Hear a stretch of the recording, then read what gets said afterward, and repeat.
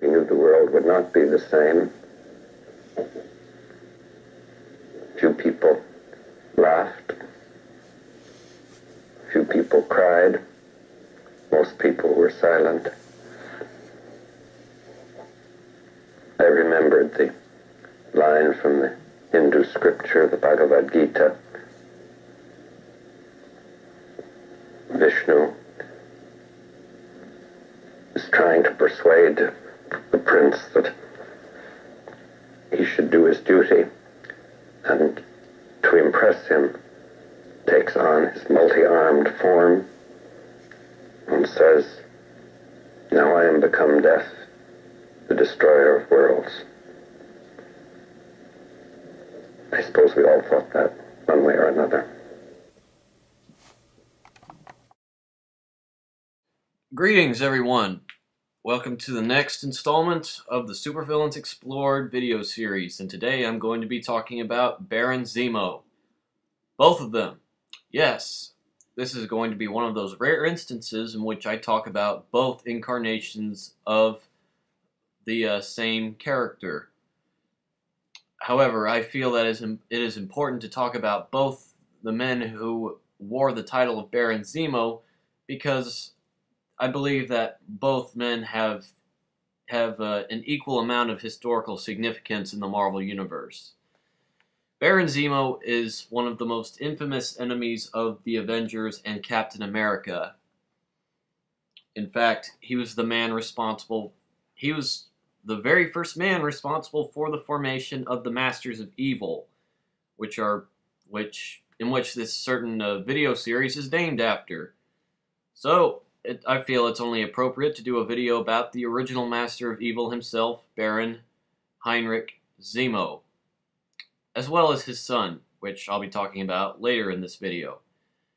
Baron Heinrich Zemo was the 12th man to inherit the title of Baron Zemo, as he comes from a very long and prosperous German family. During Adolf Hitler's reign in Europe, he was the top leading and most intelligent scientist in the Nazi Party, and Hitler assigned him to be the right-hand man of Johann Schmidt, the Red Skull. However, he did not wear his signature purple hood, and I'll explain that in a little bit. Zemo proved to be a very formidable opponent of both of the American forces, as well as Captain America and his sidekick Bucky Barnes. One of Zemo's most infamous activities during World War II this was before he donned his signature purple hood, and he attempted to frame the Allied forces and Nick Fury's Howling Commandos for the destruction of a German town which Zemo himself had destroyed, which pretty much which he was responsible for. He built a large death ray cannon, and he destroyed a nearby German town, and he was responsible for the deaths of hundreds of innocent German citizens. However, instead of Nick Fury and his Howling Commandos being blamed for the destruction of the town, they were able to exploit Zemo, and they were able to actually correctly accuse him with the evidence. And because of that, he had garnered a reputation as being a very maniacal masked murderer. And because of that, he began wearing the signature purple hood that he's famous for. And he pretty much wore that for the rest of his days. After he became infamous and hated amongst even his fellow Germans, he developed a brand new type of bioweapon, which he called Adhesive X, which he hoped would be the winning factor in the war against the Allied forces. Unfortunately, Captain America and his sidekick Bucky attacked Zemo in his secret factory, and in a very long fight against Captain America, Cap accidentally sprays Adhesive X all over Zemo and pretty much fuses the hood to his face, leaving him completely covered by a purple hood for the rest of his life. This also made him live very long, and it sort of gave him enhanced super strength. And after World War II was over, Zemo went on to live in South America and basically establish himself as the ruler of a small South American nation. And when Captain America was unearthed and thawed out by the Avengers, that's when Zemo sort of formed the Masters of Evil, and that's sort of when they pretty much declared war on the Avengers. And then Zemo was killed. In Avengers number 15, Zemo had kidnapped Rick Jones, who was the leader of the teenage group of young kids who supported the Avengers.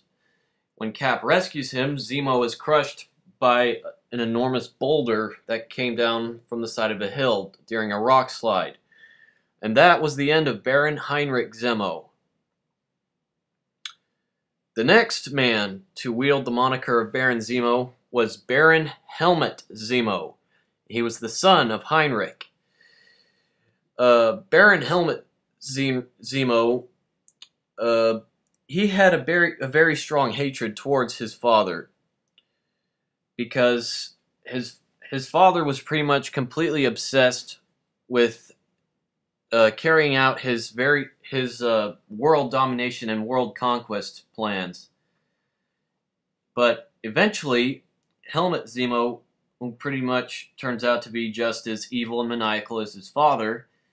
But then, a very nasty accident happens, which involves a gigantic bath of chemicals, in which Baron Helmut Zemo's face, rather than having a hood fused to the flesh on his face for the rest of his life, Helmut Zemo ends up pretty much being completely deformed, in which he's forced to wear the red hood, damn it, I keep saying red hood, the purple hood over his face, so that he can cover up his ugly, hideous facial features. And just like his dear old father before him, Helmut Zemo formed a brand new, even stronger faction of the Masters of Evil, and they damn near succeeded in completely destroying the Avengers. They did as well as to even cripple one of the strongest members on their team, on the Avengers team, Hercules. And it basically came down to a very, very close fight between Helmut Zemo and Cap, in which Captain America ends up defeating Zemo in hand-to-hand combat. But Helmut Zemo would not give up, because later on, Helmut Zemo would go on to develop his most nefarious schemes during the 1990s, in the wake of the Onslaught event, in which all the Marvel heroes were being killed off by the enormously powerful entity known as Onslaught. Zemo formed a brand new group of the Masters of Evil, but this time they sought to disguise themselves as superheroes. And they called themselves the Thunderbolts. And to those of you who are wondering, yes, this was the very first incarnation of the famous reformed superhero team known as the Thunderbolts. Zemo, along with a whole bunch of other supervillains, basically disguised themselves as a fairly obscure and forgotten superheroes who had basically vowed to protect the world from evil long after the heroes had all been defeated by Onslaught. However, things actually took a turn for the unexpected when all of the supervillains accompanying Zemo actually enjoyed acting heroic, so they eventually betrayed him and presumably killed him. And that's really all I want to say about Baron Zemo. As far as I know, in this new heroic age that Marvel has sort of created in the comics, Baron Zemo has resurfaced and once again, he has become a very notorious threat for Bucky Barnes, who has now inherited the title of Captain America from Steve Rogers. So, and on top of that, Baron Zemo has also become a very popular villainous character in several other forms of media. He appeared in the old 1960s Marvel Avengers cartoons, which were basically like the very first motion comics. And on top of that, Zemo has appeared in the Avengers Earth's Mightiest Heroes, voiced by veteran voice actor Robert Ekin Downs. And he is also, if what I read is true, Baron Zemo is also going to be appearing in the live-action Avengers movie, voiced by the same guy, Robert Atkin Downs. So Zemo is a very famous villain of the Avengers, and he's one of the greatest of the Marvel Universe. So I hope you enjoy. Sorry, I got cut off there. Anyways, what I was trying to say is that I hope you enjoyed the video, and now that you know more about the Avengers' most notorious enemy, I hope that you'll go in 2012 you'll go see the Avengers movie with with a lot of knowledge pertaining to many of the Avengers' most infamous villains, including Baron Zemo himself. So, I hope you enjoyed the video. Stay tuned for more.